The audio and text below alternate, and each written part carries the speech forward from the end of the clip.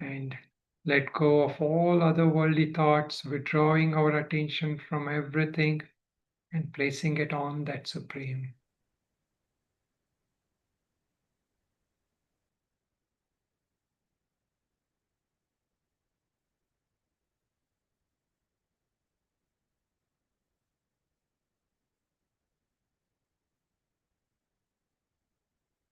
Om Namo Narayanaya. So we can look at these contemplation for shlokas number 56 and 57. So this is based on the person who is Stitha Prajna. The nature of Stitha Prajna was mentioned. So from ourselves, we can use those pointers from Stitha Prajna and contemplate. Do failures and losses bring me down mentally? So mostly what affects us is negativity, failures, those things in our life, right? So we discussed these also are to a large extent dependent on our prarabdha, meaning our karmic stock we bought in this life. So those depend what we get at this moment. But again, that if it brings us down, then we are not anchored. Do I take it personally? Like sometimes people, when things don't go their way, they fail, they lose their confidence, right? They are not able to do anything. That failure taints our ability to function. So, how about success and gains? Do I get overly excited? Similarly, success, praise, good things, everything that happens, they also are not permanent.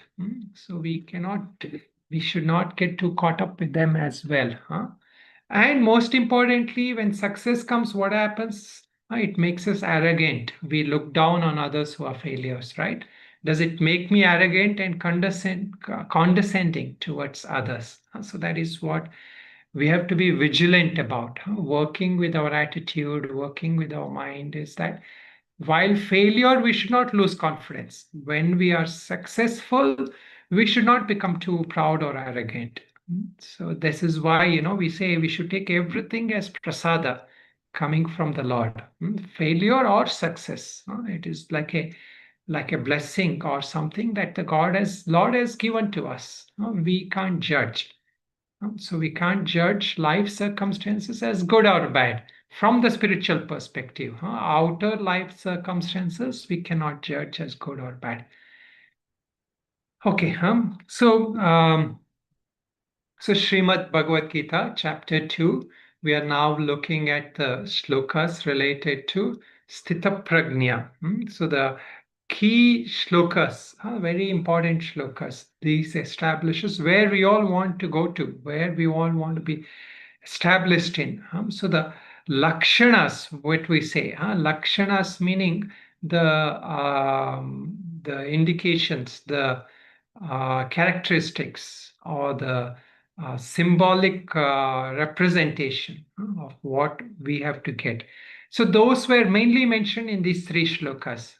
That after Arjuna asked that question about the nature of Stitha Prajna, so in three shlokas, the Lord has more or less summarized the whole thing about Stitha Prajna. But yet he is going to go on about it a little more. But the main definition of what we understand, that when he said, what are the characteristics of Stitha Prajna? Stitha Prajnasya ka bhasha. What is the nature? What is the characteristics of such a person? And then the implicit thing, Sithadir kim prabhasheta, how does he talk?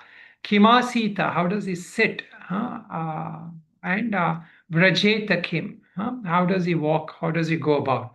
More or less, say we discussed this, the spirit of the question is, what is his internal state as he goes about with all his activities in the world?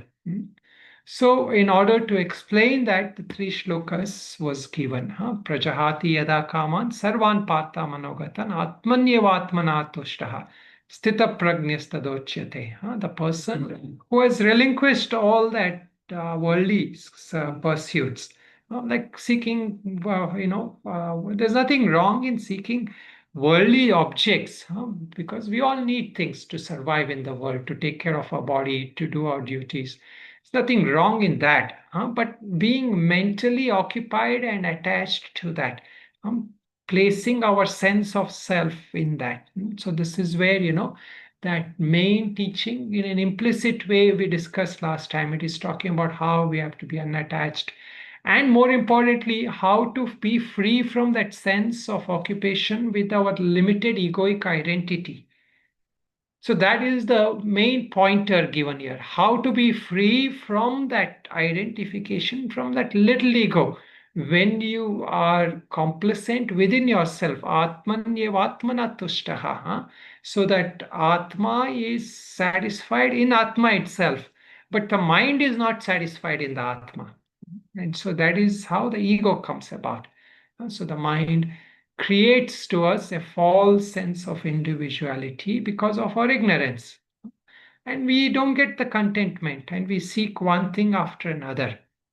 And then you would, the definitive shlokas that come about Stitha Prajna, the state of his mind, the Stitha Dir, what is the state of the mind or the intellect? दुःखेषु नुद्विग्नमनाः सुखेषु विगतस्पृहः वीतरागभयक्रोधः स्थितधीर्मुनिरुच्यते. So that person is not shaken by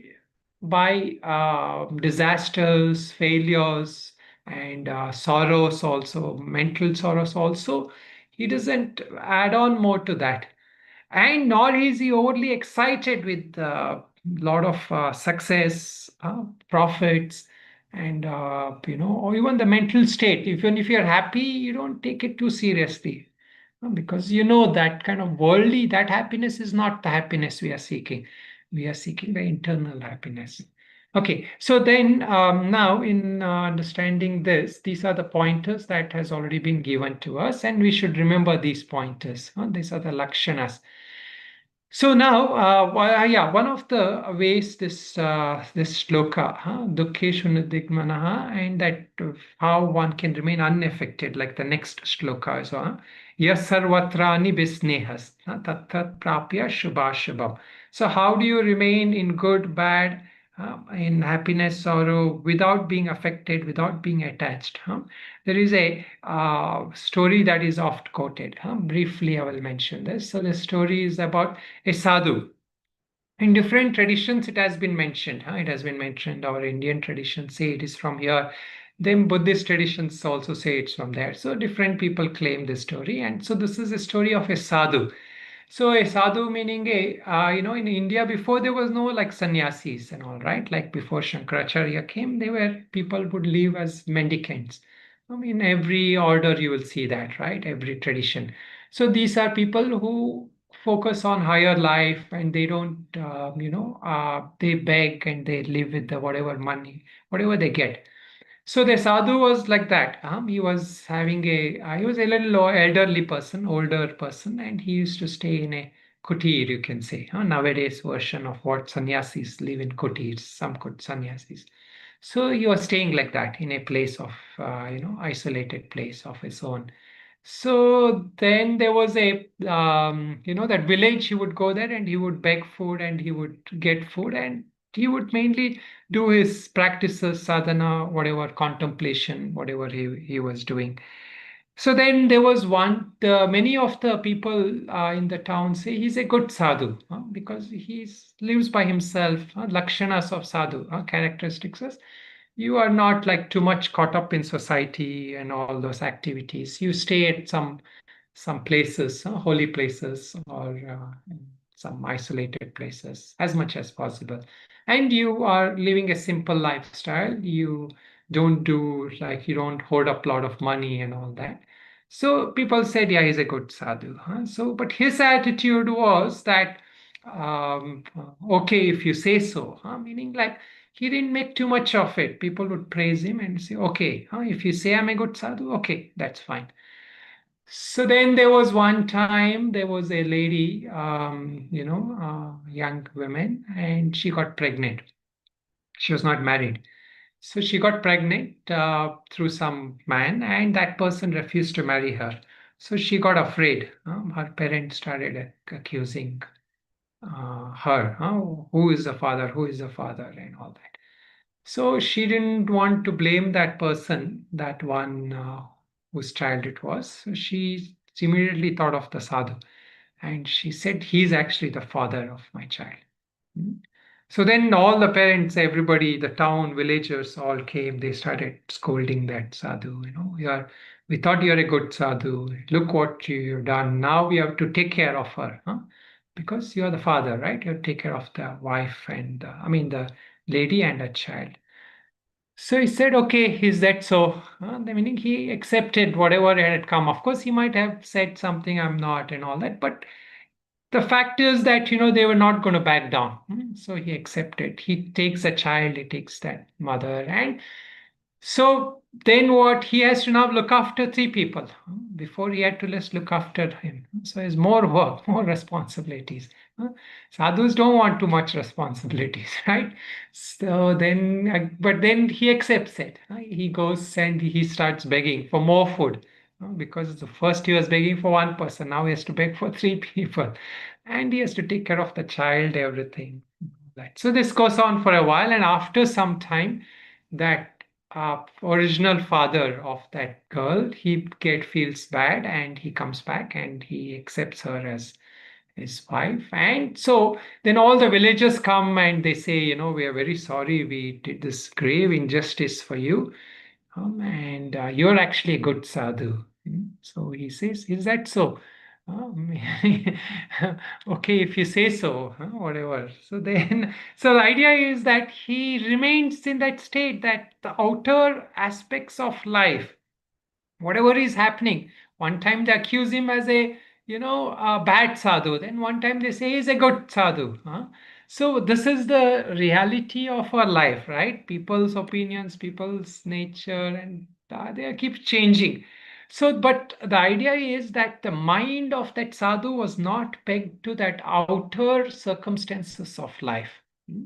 So that is that state that Bhagavan is pointing to here. A yogi or a jnani or a Stitha Prajna is one who has that unshakable steadiness in the mind, that he is content in himself. This is the idea, right? Atmanyev atmana tushtaha. This is a very important thing to understand. If we are looking for our satisfaction or our what do they call, the validation from the outside world, then it's always going to be up and down. Hmm. So that state is not the state of Stitha Prajna. Stitha means steady. It is not a steady state because the world is always unsteady, up and down. That is the nature of the world. We cannot change that. That is how the world is. People's opinions. It may be, if you are lucky, for a long time, people will take you as a good person and all that. But that also you cannot predict. Yeah, even if you have good karma and all that. But the idea is that we should be content in ourselves. So that state, which is mentioned, is where now the uh, the Lord mentions here. So now, in order to further this point, the main point, one of the point is how does he sit? It's taking from Atmanyev Atmanatoshtha. How does he sit? Meaning, where is his mind placed? Where is his where is his knowledge base on which he relies on? So, in order to further that, now the next shlokas will come back to the thing of sensory objects. So, next few shlokas are going to talk about the sensory objects, meaning that the person's mind should not be on the outer world. The senses lead us outward, outside, right? From where we gather information, not just information about things we like and dislike, our knowledge, everything we are gathering, most of us, from outside. So when that is the case, then what happens, that we get subject to the sense objects. Of course, that later on he talks of the very important shlokas will come about how the wrong aspect of sense objects, like the root cause, the fall, a fall of a person. How does that come about? Like a person who is focusing on the outside world. How does he fall down? That will come in the next later shlokas. But now the next four shlokas establishes this thing of the this point about on how the person is not should not focus on the sense objects. Okay, let us look at these shlokas.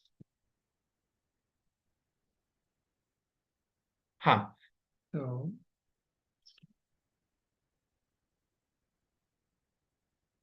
okay, shloka number 58.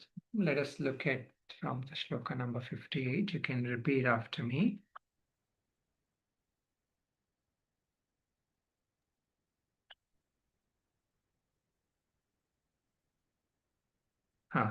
So please repeat after me.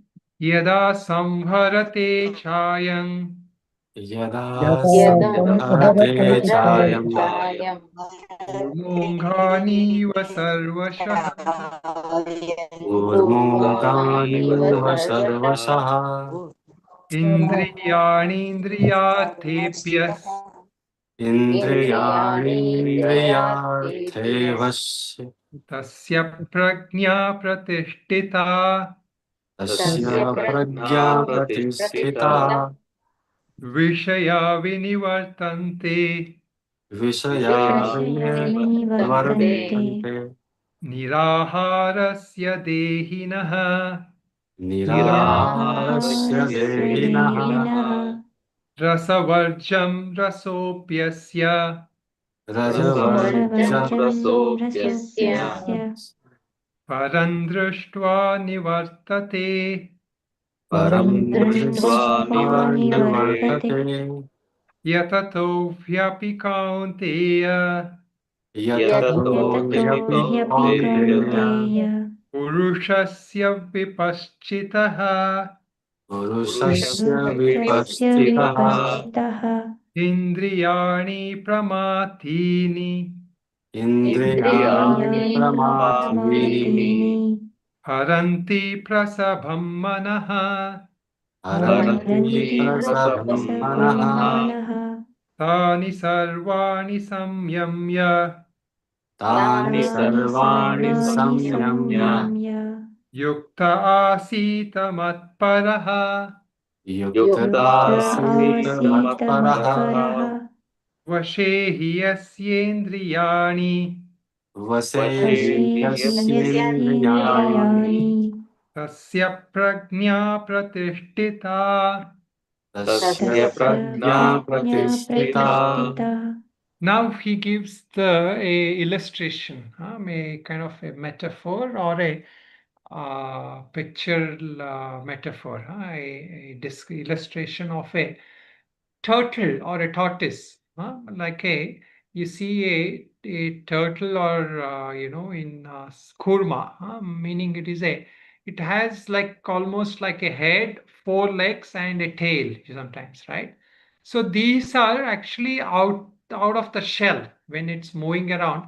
Those the shell is there and the tortoise are like you see. Saw a picture somewhere. We have many of you can. I think you all are familiar with this, but usually it's like this, right? So what the Lord is saying is this is a normal way a turtle is moving about. But what happens when it feels danger, when it comes across something, when it sees something, it withdraws in like this. It goes all the everything goes inside the shell. Like sometimes you can see, like some people even have a pet, in the house it is walking around, but when some guests come, that immediately it will withdraw, it will go inside, and then later on it will come back like this, it will come back outside. So here the Lord is giving this picture to mention, not just to explain why what turtle is doing. It is a metaphor. What is it? That when the person who is Stitha Prajna, meaning a person who is also he's a yogi, he's not just knowledge, right?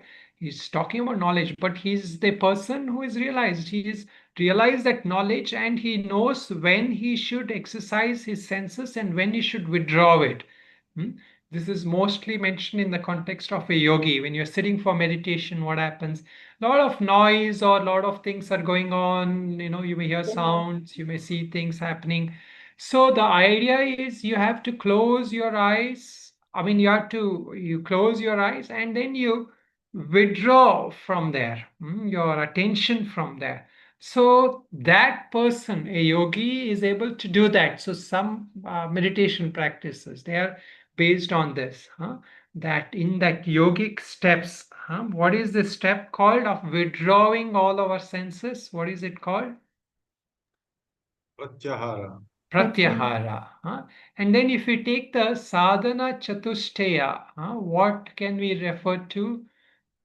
Which part of Sadhana Chatushtaya refers to this withdrawing? What is it? See, when we withdraw, what is the power that enables us to withdraw first? What is that power we are exercising in withdrawing it of the Shat Sampatti? I will make it easier. Of that 6 things. What is that one of the quality which enables us to withdraw our attention, withdraw our senses from what it is occupied in? Is it Vairagya? No. Vairagya is a part of Sadhana Chatushtaya, but it is not the Shat Sampatti. Six things. Dhamma. Dhamma, very good. Yeah, Dhamma. So Dhamma is that thing which allows us to withdraw the senses from its objects that it's grasping. Like if my hand is reaching out, if you are reaching out to, if you're sitting somewhere in a shop, and then you want to buy something which you know is not good for you, let's say a cake or something. So when the hand reaches out, you are able to withdraw the hand. So that is the power of Dhamma, that ability which withdraws. And then what is the power which allows us to withdraw the mind from the senses?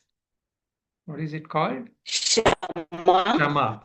Shama, Dhamma. These two are the important ones. Shama and Dhamma. So then comes Uparama. Uparama is actually that withdrawal, like Pratyahara. Through this, what happens? You're able to withdraw completely your attention. And you're able to walk on the righteous path. Dharma Anushtana, they say. Walk on the righteous path through Uparama. Okay, so these are this here is talking mostly about Dhamma now at this point. So this is a very good example, how we withdraw our senses from its occupation from the outer world inwards. Just like how a turtle does that, we should be able to do that. So turtle is doing it physically. We have to be able to do with with all our senses.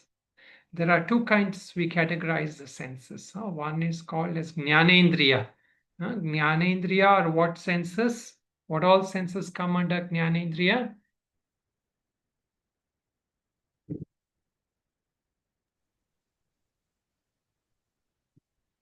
Knowledge senses. What are the knowledge senses? Eyes, nose, ears. Yeah, very good. Yeah. Wow. Yeah. What else, Ashok? Eyes, nose, ears. Nose, mouth. Mouth, and the touch also, the sense of touch. So all these are the Jnanendriyas. And then there are Karmendriyas. Karmendriyas are action senses like our hands, feet, our speech, our talking, mouth also there. So all these are the the Karmendriyas. So here we are talking about mostly both of this. But firstly, we withdraw from outer activities. And we withdraw also from our physical activities. This is helpful. See, in all the people who are like somebody is having a lot of some addiction. So they have these places for rehabilitation, right? What are they doing? What are they trying to exercise? Firstly, from there is this power of Dhamma. They're trying to work on that power of Dhamma, the ability to withdraw their attention from their actual activity from the senses. So this power of Dhamma is the first thing in our yogic practices. And so now the Lord says here, when a person has completely withdrawn his senses from the sense object, just as a tortoise withdraws its limbs from all sides into the shell, that person is not actually directly, but indirectly, he becomes eligible for what? He becomes eligible for the steadiness of intellect, steadiness of mind. So, tasya prajna pratishtita. His wisdom is clear. He knows enough to know that why I shouldn't do it. Hmm? See, if somebody decides to consciously withdraw, like from eating sweets or eating or drinking something, then what is happening there? You have enough knowledge, you know this is not good for you. So when that knowledge is established, then you will act on it. You will take that necessary action. So he is established. He's working towards this thing where he gets established in that perfect knowledge. Now there comes the second point. What is the second point? For this, the Shankaracharya makes a comment. He brings a objection. He himself creates what is called a Purvapaksha. What he's saying is, like, let us say this is true, but what happens in a case of a sick person? The sick person has not exercised actually this thing about consciously withdrawing attention, now consciously withdrawing the senses. He will still have that, he's sick, so he cannot eat or he cannot drink or he cannot do whatever he wants to do. But that hankering for that, the desire for that is not gone. So now what? So that is where, in order to establish that shama, the next shloka is mentioned. Vishaya vinivartante niraharasya dehinaha. That object of senses, like a person who abstains from them through the Dhamma, he decides that I will not take that thing, that he thinks, whatever things I'm not taking. But what happens? Rasavarjam rasa api asya parama param drushtva nivartate. Basically, does he lose the taste for it? The question is that if you do not engage in something, is it guaranteed that you will not have the taste for it? So this, we all know this very well, right? Like if you, like many people who have certain addiction or something.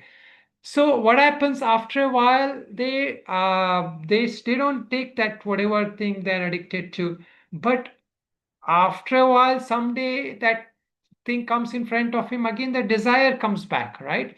This is what we call as vasanas. What is the nature of vasanas? It is an impression that is lodged in your intellect. So there is the taste for it is not gone. We say taste in terms of the one of the senses, but it includes everything. It like the desire for the eyes to see some specific things, the desire for the ear to hear some melodious thing or something it likes doing. All this is rasa also. That person who has not lost the taste for it, he will come back. So this is what happens. You send somebody to rehabilitation. When they come back again, they get back sometimes into the old habit. So this is a constant thing. There was a there's a story of story. I mean somebody a real life story of a person. So his wife kept telling him, you should come back in the evening after your work to home or do something. But this person was an alcoholic, so he kept drinking. He would at 6 o'clock, whatever works finishes, he immediately the mind calls him, the rasavarjam, the desire will call him again, and he'll say, "Come, do this." And then eventually his wife left him. So then what happens? Then he doesn't no longer has to even fight that tendencies. So the idea is that the desire, that impression, that vasanas. Here he's talking about how to get rid of that vasana. So now the Lord gives that important pointer here, how to eventually get rid of that vasana. So there is a point that Shankaracharya brings up here in his Bhashya. He says, like, let us say that person has this whatever, he has this desire, hankering for something, some object or even people or anything. He has a hankering for that. But what happens is this idea of that hankering, see that if that if somebody is having a desire for that, you restrain from that, and you say that I will not get involved with that. But there is that that knowledge is there. I will not have that thing. So that is the vasanas are slowly getting rid through that knowledge. But on the immediate front, what happens? You are still acting out in a way that you were doing before. So that hankering for that object does not go away. So even for a person who has that knowledge, that he should not drink or he should not do certain things, that hankering is not immediately going to go away. So then what? Then that is why it is said that you have to practice both. You have to try to get rid of this, and at the same time you have to stabilize that knowledge. So, but eventually what happens, according to what Bhagavan is saying here, param drishtva, when you have that supreme knowledge, until you have that supreme insight, that supreme realization, the vasanas will continue to be there. So there are two ways paths here. This is where normally many people talk about. There are two paths to getting rid of all our vasanas. One is path, one kind of people who are on one extreme. They say that just realization of the supreme truth. I know the reality of myself, or I know the reality of Bhagwan. Then I don't have to care what habits I have. It will all fall away one day. So what do I have to do? I have to just keep establishing the knowledge. Then there are others who say, knowledge will not help you. Knowledge will not help you at the time of your addiction or your desire when it's too strong. What do you have to do? You have to make it a practice. Meaning you practice like abstaining. You practice like doing something else. So that practice has to be there. So now then, which one comes first? This is a philosophical debate. Should one get rid of the one practice first, or should one establish in knowledge? So Anand Giri, one of the commentator, he resolves this, and what his point is this: ultimately the vasanas fall away through knowledge, through supreme reality. Once you have supreme realization, all the vasanas are going to fall away. But in the meantime, in order for you to pursue that knowledge, in order for you to pursue that spiritual path, you need to have some degree of abstinence. So this is why that Shat Sampatti is there. What all are there in the Shat Sampatti? Shama, Dama, Uparama. What else? Anybody remembers? Samadhana, Titiksha, Samadhana, Titiksha. Yes. Then one Mumukshutva. more. Huh? Shraddha, Shraddha, Samadhana, Shraddha. There is Shraddha, Titiksha, Shraddha, Samadhanam. Titiksha means like enduring, enduring difficulties, enduring whatever thing is there. During sadhana, in order to go through with the sadhana. And then the Shraddha has to be there. Main Shraddha we say is in that Guru Shastra Vakya, in the scriptures and in the gurus, in the acharyas. We have to have Shraddha. Because if we take Shraddha in our own knowledge, what happens? We will fall again. So we have to take refuge in that. And then then comes Samadhanam. Samadhanam means that you're resolved, you're focused. When that focus comes, what happens? Then you can pursue that path of knowledge, that pursue that sadhana.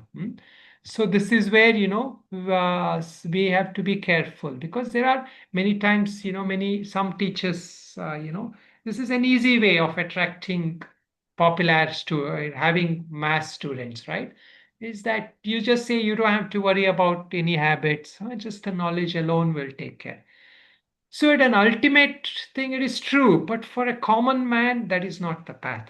A common man has to learn to train the senses, control that senses.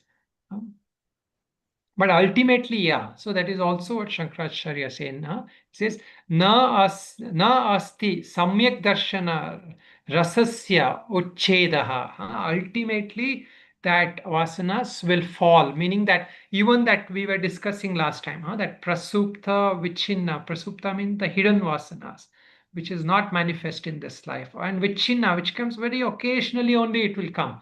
You can't even feel like it is there in you. So even these, how do you deal with them? So ultimately, they have to be dealt with through knowledge only, because you don't know it is even there in you. So the highest realization is the way for overcoming that.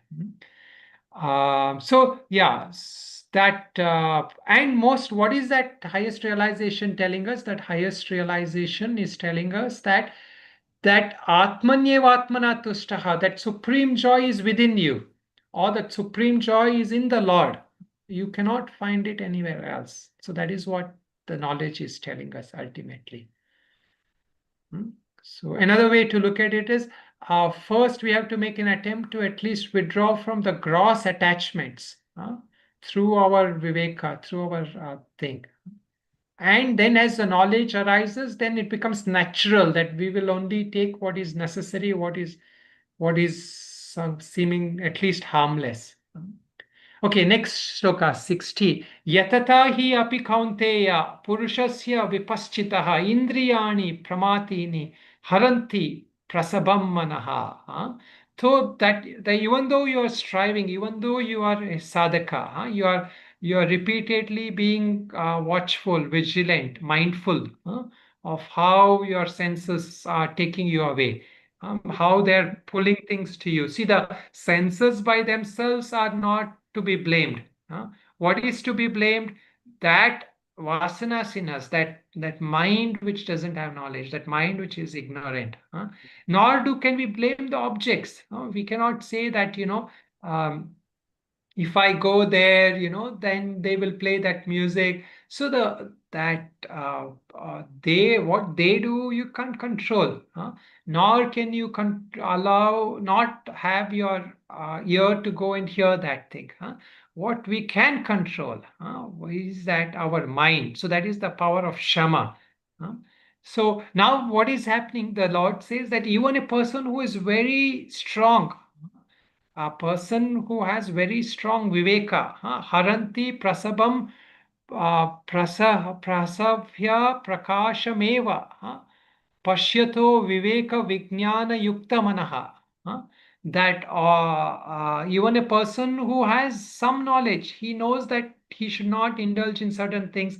He should put time in his sadhana. He should do shravana, manana, and all that. He should contemplate.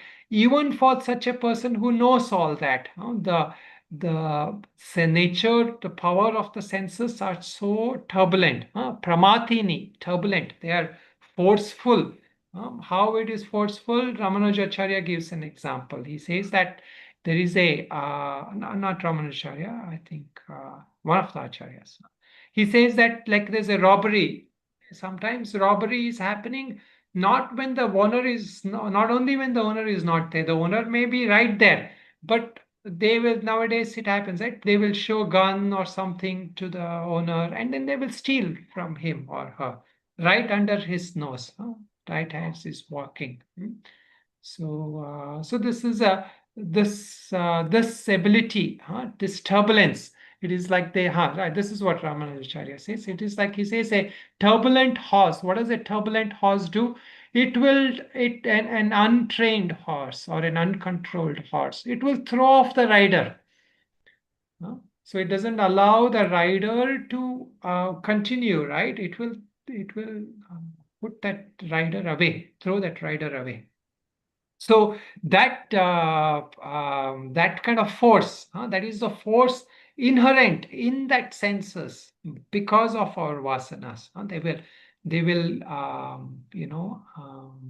will not allow us to go to that supreme param dama, that supreme abode. I think just a side story. One time in our ashram, we were doing this diet. The half of the ashram were doing a specific juice diet, and the other half of the ashram, not everybody could do that, so they were eating normal food. So there was one time a sadhak, he was new sadhak, and he was trying to control the senses, right? So first time he was doing a diet. I mean, this fasting, which is just a juice fast for 9 days. So 4 days or 3-4 days into that, and then that what happened, that is the time, the ashram received a huge donation from some devotee. They sent some, some great food, like samosas, rasmalai, and all that. Very. So the other half of the ashram was eating, and this half of the ashram was on fast. So this sadhak was also on fast. So after that, what happens? A lot of leftover was there because they sent for all, and how they didn't know that half of the ashram is fasting. So it was all kept there somewhere in the fridge. So the sadhak at night, he could not resist anymore. He walked into the kitchen and he had so many samosas and thing. And the next day, he was found sick. And people asked him what happened. He confessed. So that is the power, inherent in that senses. They will pull you away, even though you have resolved it. So that is the training. The training is required. This is why, we need not just the knowledge, we also need that actual training in our life, the yoga sadhana. See, all our sadhanas are based on that. Whatever ashrama you are in, it doesn't matter. A brahmachari and sannyasi have certain things that they have to abstain from. A grihastha also has to abstain from certain things, right? So it is not like, everyone, only some people have to do.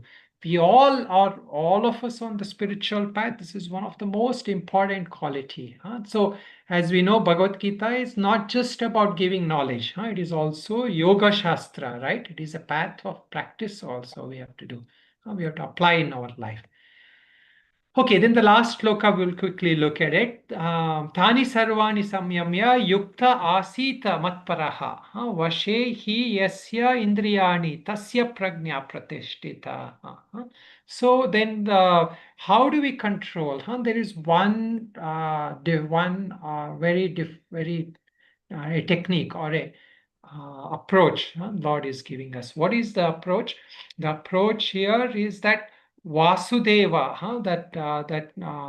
or the Lord, Paramatma, Bhagwan. So when we put attention on the Lord, meaning when we are putting attention on the self or on the Lord, and Shankaracharya says, what he says, Asita Matparaha, Aram Vasudevaha, Sarva Pratyagatma Paro Yasya Sa Matparaha, Na Anyeham.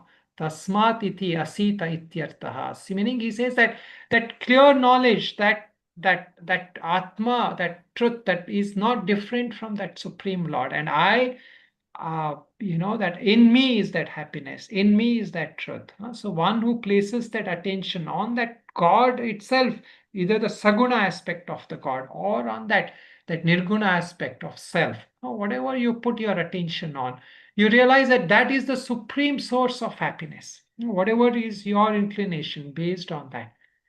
If you feel that God is the one where I get all the happiness, then we have to strengthen that. Or if I feel that in myself is all that happiness, that pure self, then that is that where we take refuge under. So, so this is what the Lord is saying. The one who subdues that senses, depending on just oneself, he cannot. He has to focus, he has to depend on me, or he has to put his mind on me.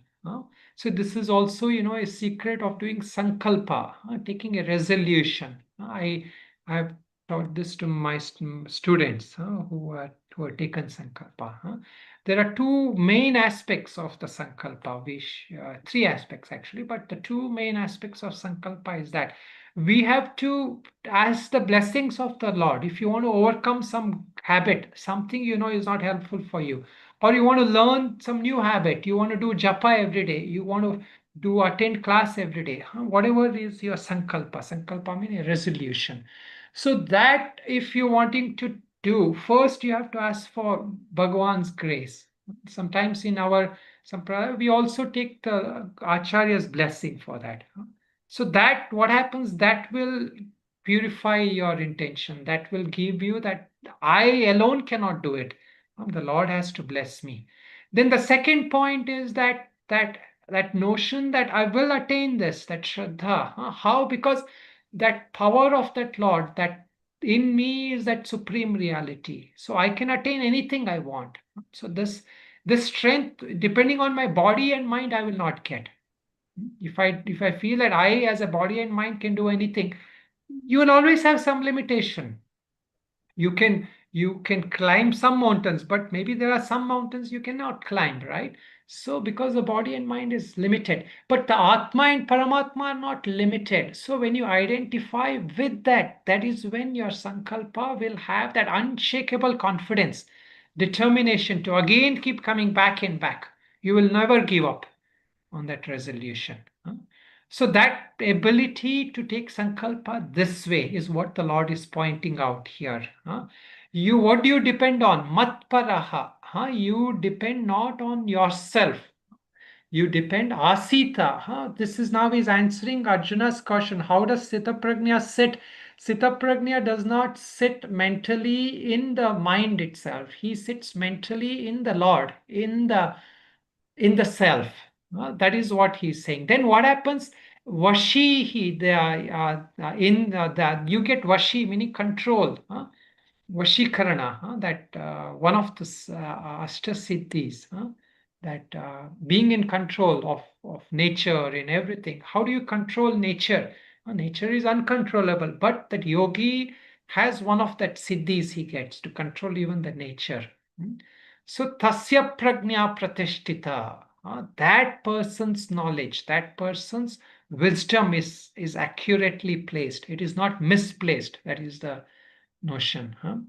So so here basically, the one of the main points the Lord is giving us is how a sadhaka, how a practitioner should look up to Stitha Prajna for stabilizing his wisdom. Through that stabilized wisdom, overcome all his senses, or what will happen? The vasanas will take away even that little knowledge you have. What is the nature of the vasanas? The nature of the vasanas is it will want you to get back to the worldly things. The kleshas also, if you take it. What is the kleshas doing? It is working to keep you in that limited level, identified with the prakriti, identified with the worldly body engagements, body and mind limitations, the upadhis. So the wisdom that you have will also you will lose. That next two shlokas will explain that how one falls from that. So now he talks about what is that state, how do you establish in it. The next two shlokas he will say how you can fall from it also. So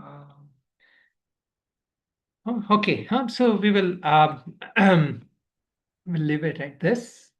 And we can look at the manana, but any questions anybody has before that?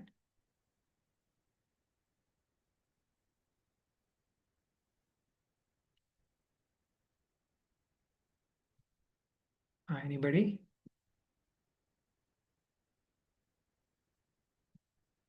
Okay, so here manana, some questions are there for manana.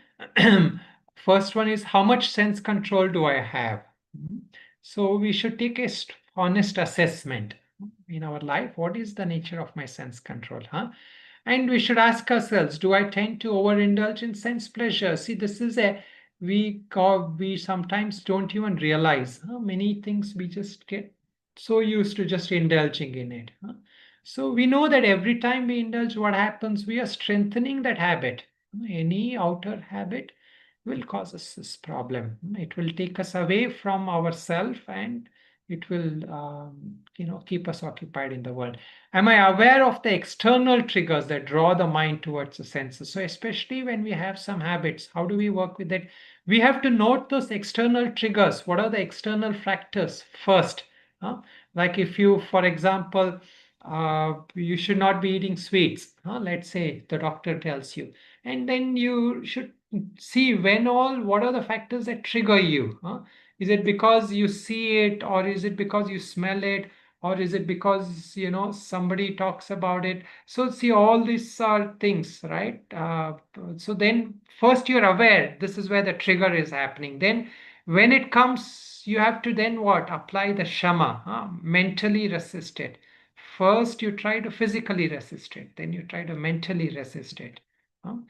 And then am I aware of the internal triggers of thought and memories that present the objects of attraction? Nobody talks about rasmalai or rasgulla or chocolate, but then what happens? You yourself think about it. It comes in your memory, right? So there's no, you shut out everything, but still what happens? You have to deal with your mind. So that is what the Lord says, a yogi a sannyasi who has gone to the cave, but it's thinking of the worldly objects. He is not a true sannyasi, meaning that he is not withdrawn his mind yet. He has not given up that taste. Rasavarjam. See, there's a very important point that a lot of today modern people also talk about it. That how is it that that impression comes? That impression is still there. So. Yeah, okay, thanks, Katya. Yeah. Am I aware of the internal triggers of thoughts and memories that presents the objects of attraction? Have I attempted any methods of withdrawing the mind from the senses at will?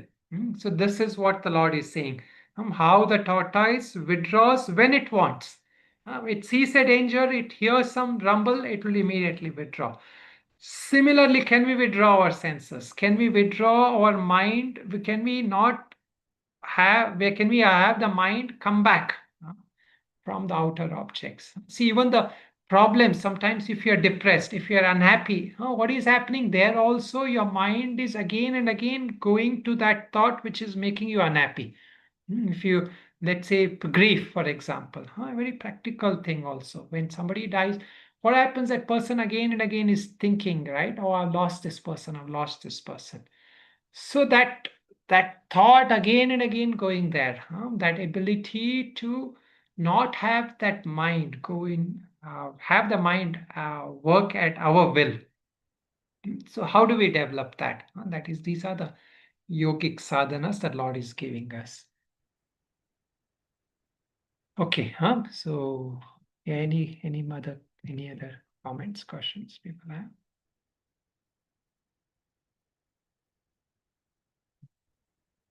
So all of us should ask ourselves, this is applicable to everybody. Some shlokas we may say it doesn't apply to me. This is something, but it may not be the same thing for everybody.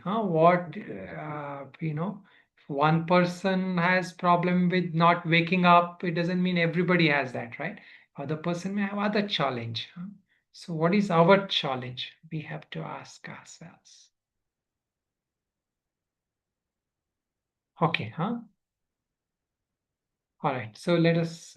Sorry, was there some question? I think.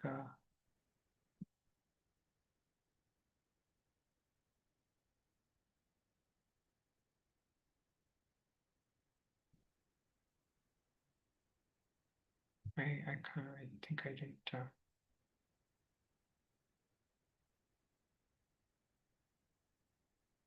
Yeah. Okay. All right. We will leave it at this. Take up the next class. So it's a very important class. Everybody try to attend. I mean, important meaning it's very useful, practical. He gives us what is this process through which we have to monitor ourselves. How can we monitor ourselves through the different stages of our sadhana? Now, see, for some people it is just sense objects. For a sadhaka who is serious on spiritual path, what is the practice he has to do is like, how do I hold on to my meditation, my sadhana, my japa? When I'm doing my sadhana japa and all that, what are the factors that is pulling me away from this? That is the question for a sadhaka, or somebody who is more serious on the path. How do the sense objects, how do the thoughts, how do the memories, how do they distract me from my where I want to move on my spiritual life? So that is why these are very important shlokas. Let us close with a prayer. Shanti mantra. Om Purnamada Purnamidam Purnat Purnamudachyate Purnasya Purnamadaya Purnamevavashishyate. Om Shanti Shanti Shanti.